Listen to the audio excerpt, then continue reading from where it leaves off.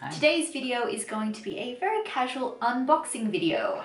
A very special unboxing one. Yeah, indeed. This past weekend we went to a friend's wedding reception and we received a bag of goodies to take home. Quite a sizable one. Yeah, so when you attend a Japanese wedding reception, you often receive some gifts to say thank you for attending and for your wedding gift. In Western weddings, we usually get the guests at the end of the night get a little small gift called the bomboniere. Bombonere? Bombonere, it's Something French. like that. No, it's Italian, right? It's Italian? Isn't it? Sounds So, Italian to what- me. it's French or Bombonere. Italian? I think it's Italian. Anyways, I don't know. we get a little gift at the end of the night. Something fairly small, nothing too expensive, but here in Japan you get quite a sizable gift. And that's what we're going to show you today. So, shall we get to it? Let's get started. Let's get going. Da-da-da-da. Do you want to show them the bag? Just pull out the huge bag that we got. Okay, guys.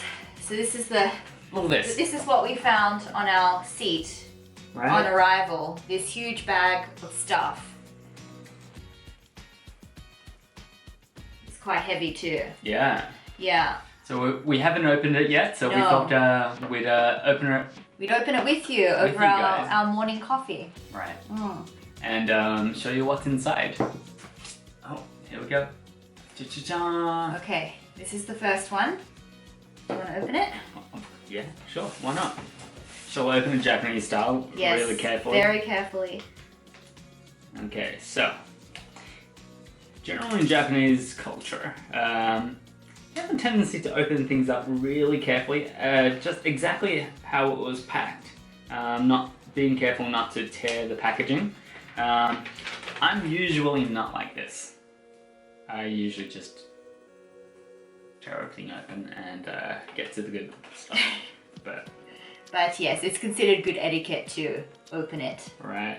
very carefully and nicely. So the folks who went to the wedding, whose wedding we went to, may be watching this video, so be careful. Here we go. Almost there. These things are so well packed, it's ridiculous.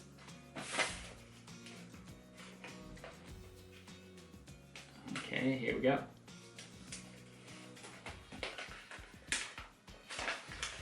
Is that it? I think No, so. I think no. Oh, there's more tape? Here we go. Ooh, Premier Aoyama. There we go. Okay, let's see what's See inside. what's inside the box. Ooh. What's What did we this? get? A tumbler? I think so. Couple of tumblers. There you go. There you go. Can they see that with the Maybe plastic I'll on it? take- Let's take it out. This is I suppose these are his and hers tumblers. Wow, these are very Really nice. fancy. Exactly what we needed, right? So there's a silver one and a Copperish. copperish bronzy That's one. it. A set. Very nice. There you go. Okay. How about you open up the next one? Next one. So we have multiple. It's like It's like Christmas. Christmas. Okay, so this is the second box. Oh, nice. I think this one's much easier to open. Yeah.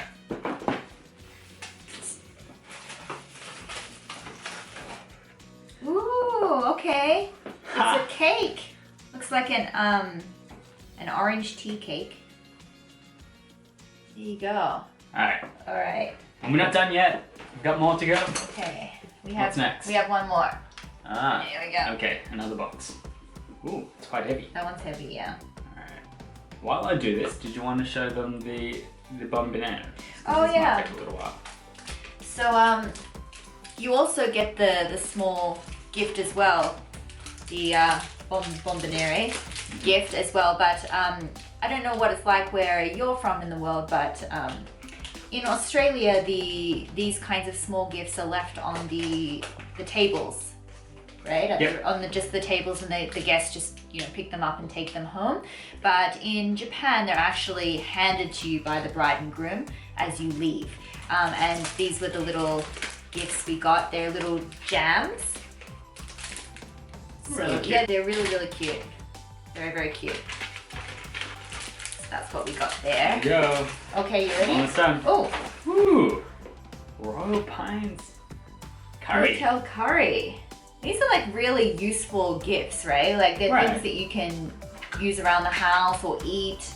Nice. Fortunately, Fantastic. we love curry. Yeah. Japanese curry is really good. If you haven't tried Japanese curry, it's really quite different to other types of curries. So if you get the chance to try it, definitely give it a go. There you go. Awesome. Thanks, guys. That saves us having to Couple of prepare. dinners. Alright. And oh, one last thing. Not so much. This? Yeah. Not so much a usual wedding gift, but these were actually the chopsticks we used during the reception. During the yeah, dinner, the right? meal. So yeah, actually the staff came around and gave these little paper pockets Mhm. and said, you know, please take the chopsticks home with you as a gift. Mm. So we have a set We of didn't steal them. silver chopsticks, which are We pretty promised nice. that these were given to everyone, Yes. and we didn't pocket them. No, we didn't. So you might find a bag like we did, you know, on your seat when you enter the wedding reception, or nowadays there's also a trend towards the catalogs. So, you know, guests will receive a catalog at the wedding reception, and then you can take that catalog home and then choose what you like from it. So maybe let's talk a little bit about some of the major differences that we notice between Japanese style wedding receptions and Western style wedding receptions.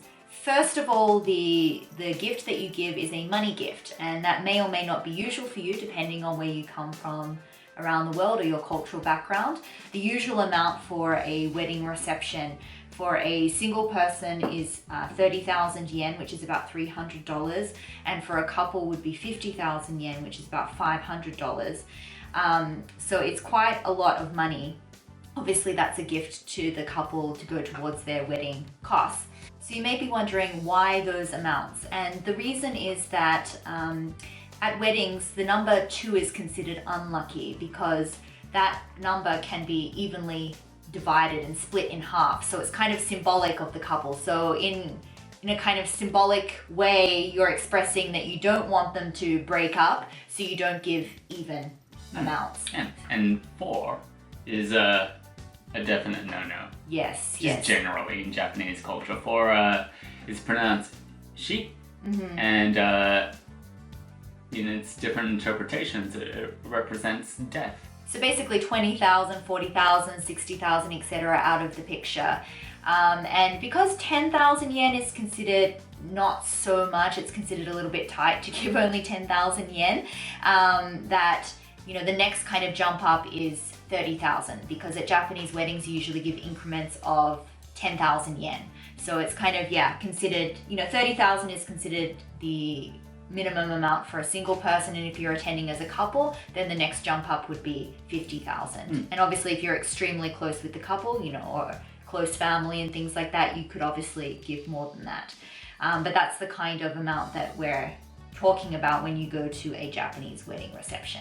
An interesting fact that we found out is that generally when you're giving these notes, they need to be somewhat crisp and new. And interestingly enough, if you know, the ATMs don't always, you know, the ATMs just give you whatever notes that are in there. But what you can do specifically is go into the branch and tell them that, you know, you need some crisp new notes for these kinds of special occasions, and they'll give you the notes. Yeah, they'll totally get it. If you walk in there and say, I'm going to a wedding now, okay, wakarimashita. They'll go get the crisp notes, new notes for you, so they can be in perfect condition to give to the couple. So don't give any notes that are, you know, are bent, are old, or crinkled in any way. You need to get really fresh, nice looking notes. So just head into the bank branch and ask for those if you don't have any crisp notes yourself. Assuming you have the money for it, but yes. Yeah. You They don't just give you the money in the bank. I'll have 10 of those, thank you. So yeah, is there anything else? Yeah, another interesting thing that I noticed at the wedding reception is that the family usually sits at the back. Oh, yes. Yeah, whereas in Western style weddings, you know, the family and the closer you are, basically, the closer you are to the bridal couple. But in Japanese culture, the family sits at the back of the room to give their guests the best seat in the house. Right. So we actually sat somewhere in the middle, Yeah. in between the family and other guests. So I suppose that's nice. Yeah. That's good. We're a little closer. Another thing that is a bit different to Western style weddings is the fact that the bosses of the couple are usually in attendance. Right. And not only are they in attendance, but they usually give a speech. Yeah, and play a very prominent role in the actual proceedings. Yeah. So you can expect, you know, their bosses and colleagues and things to be there as well. So if you're lucky enough to be invited to a traditional Japanese style wedding, this is hopefully this will give you an idea of what exactly to expect. If you have any other things that you'd like to know, just leave us a comment down in the comments section. As always, if you like this video, please give us a thumbs up and subscribe to this channel for more Japan videos. We'll see you next time. Bye.